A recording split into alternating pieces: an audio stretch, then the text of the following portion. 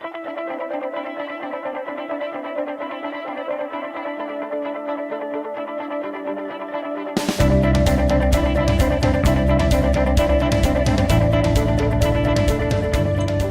right. Hey guys, this is Jerry Visca, your Y guy and publisher of Defyeneurs. And man, are we excited because this is the summer launch of the Leadership Issue, one of the most profound themes that I've ever launched. And I never repeat a theme.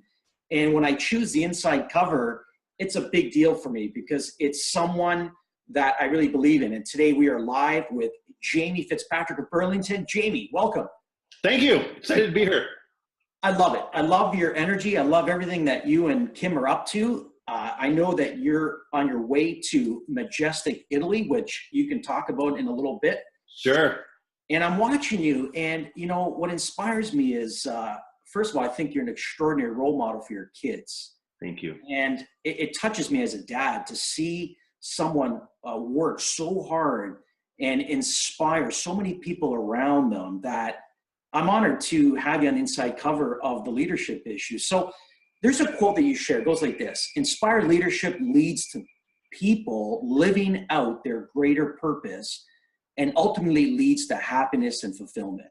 I love that. So share with us, what makes an inspired leader? We do a lot of mentorship for people and helping them find their why and their purpose and all that. But I said to the audience, I said, I feel like as leaders, for us anyway, our job isn't to make them successful in their business. We're not responsible for their business, but I feel like I'm responsible to show them what's possible and to lead the way so that they can look at me and be inspired by what I'm trying to do, by what Kim's trying to do. So yeah, it's really comes down to, I think, people won't necessarily do what you tell them to do, right? But they'll watch what you do. And if you can show what's possible, doesn't matter what industry and what profession, if you can show people what's possible, I think that's one of the best way to lead people. I love it. I love it. Show what's possible. Leading the way. That's the kind of leadership that's making you successful. And I think that's fantastic. There's another quote, it goes like this, that you share. Inspirational leadership is desperately needed in business, communities, schools, and you even mentioned neighborhoods, which I think is fantastic. So let's expand on that. Why does the world, from what you're seeing, from all your travels, you're about to hit Italy, right? So why does the world need this kind of inspired leadership that you and Kim are leading more than ever?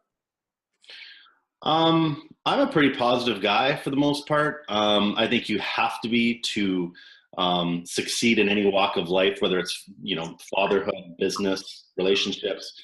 But I do think the world, we're in a pretty trying time, I think, around the world. And I think, sometimes there's a lot of cynicism out there. And it's a little sad for me. And I think, I think what Kim and I try to do on a daily basis, we're in a social media business. So a lot of people see our stuff.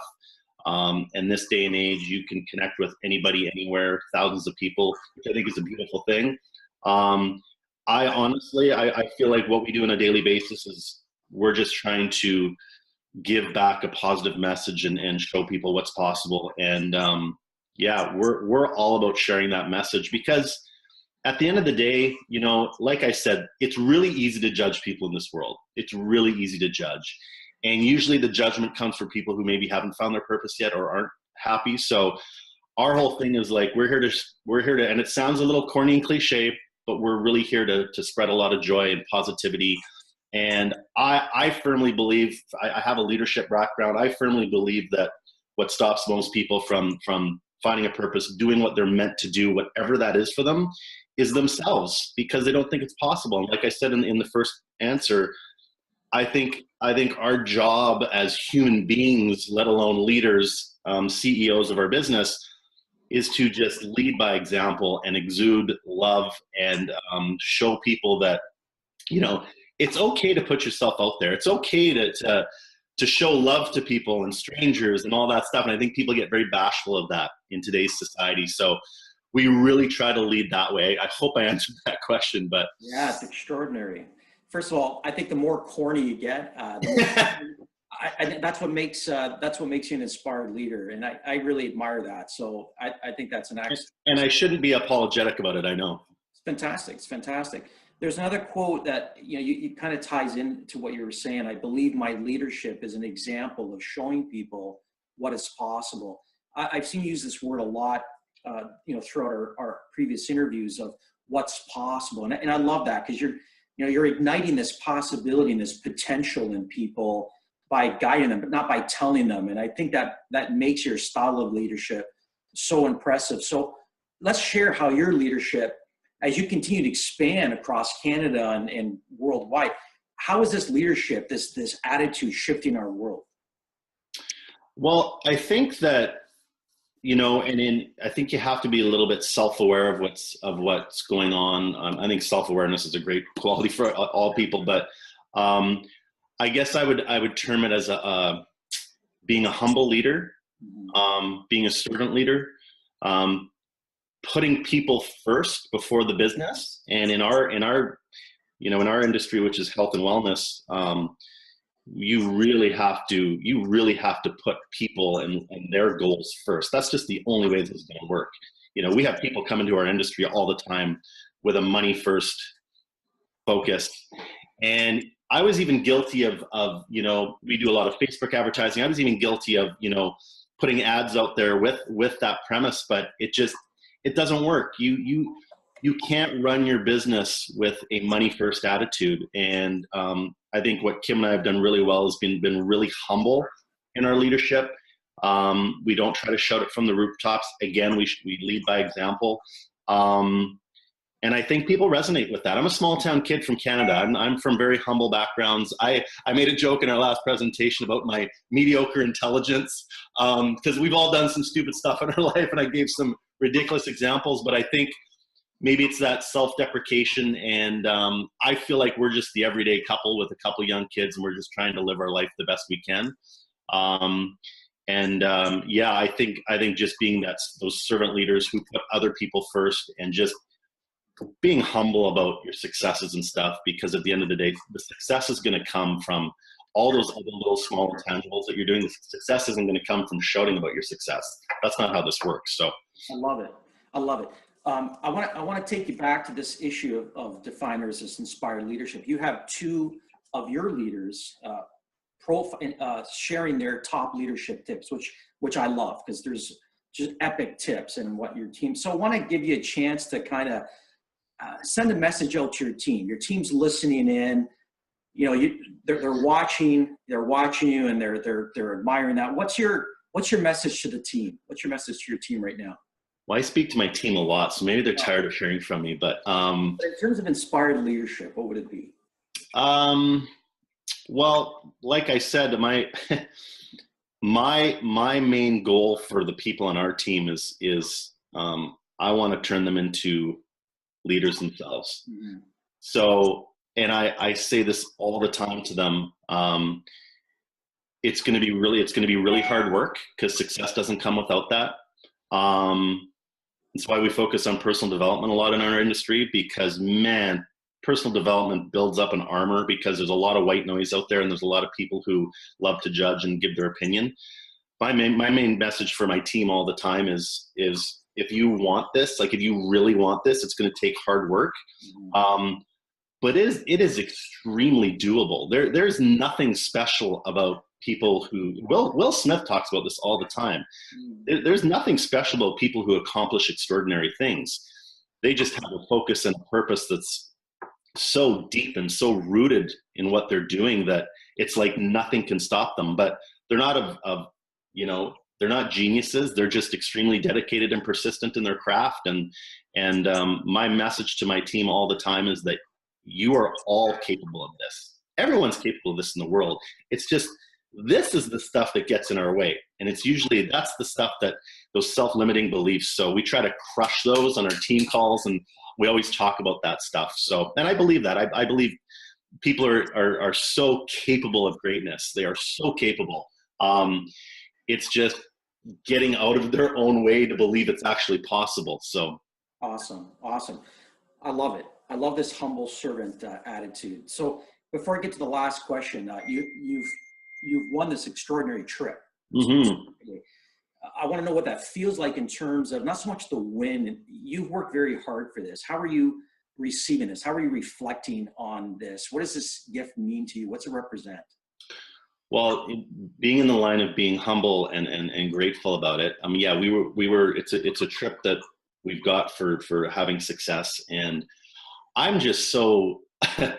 It's a little surreal because it's just this once in a lifetime trip. I'm just trying to soak it all in, and I'm incredibly grateful for what's about to come. We leave on Sunday.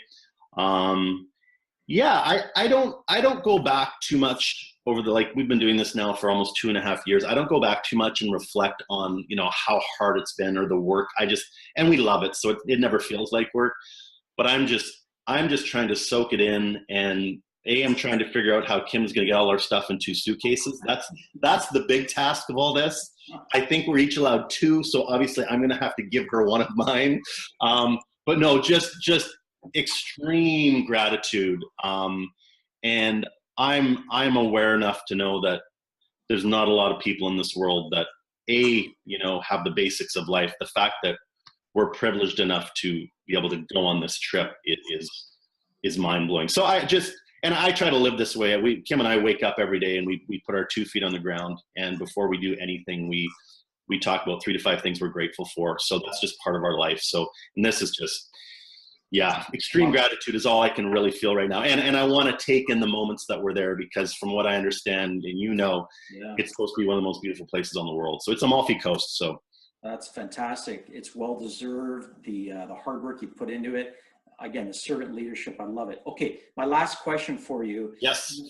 I decided to change this up. And I always get honored when I have men on these types of interviews, because there's thousands and thousands of women, typically, as you know, in a Defyeneurs publication. I always often say, as a fellow man, we typically don't like to ask for direction. So whenever you see a man on a Defyeneurs interview, they're special, because there's really only a few that get published in this publication.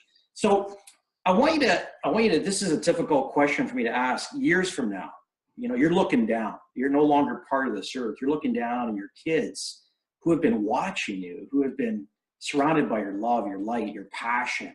And it's impacting them. There's no doubt it is. They're older. What will they say about their dad? How did Jamie Fitzpatrick live his life? Woo, you're going deep here. And I just chose to do that last week. How did he live his life? What do you want them to say? What kind of energy? What was the energy that lived on in their hearts? I would think, Colby and Tessa, I would hope and think that I didn't live with a lot of fear. Mm-hmm. I'm a real big believer in chasing dreams, and I hope that rubs off on them in their life. I honestly, and I say this with love and respect to the both of them. I don't care what they do in their life. I just want them to be happy. And I think happiness comes from doing something you love with purpose. I think that is what fills people with a bright light. And that's what I want for them. So I would hope they'd look back and think that I was open-minded, fearless, a dream chaser, and a good dad. I would hope that they knew they were loved, and that dad was really passionate about chasing dreams, but at the same time equally as passionate about being their father. Look how easy and effortless that was. It was. No crying either. Jamie Fitzpatrick, the dream chaser. That's what I'm going to start calling you. Jamie's on the inside cover of the new Leadership Issue, coming out really next month. We're on the press in 9 days. And I am so honored on behalf of Defyeneurs. I call this everyday leadership, and that's what you're all about. Thank you so much for bringing your amazing, extraordinary, humble energy to this issue of Defyeneurs and kicking off the issue. Thank you so much. So excited for the issue, and thanks for all your support and that. And so that'll be the new title of the book, Jamie Fitzpatrick, Dream Chaser. I like that too. Do you like that? I love it. That's going to be the new autobiography. Stay tuned. You're going to see shortly an autobiography with this man that I'm going to be honored to write called The Dream Chaser. Thank you so much.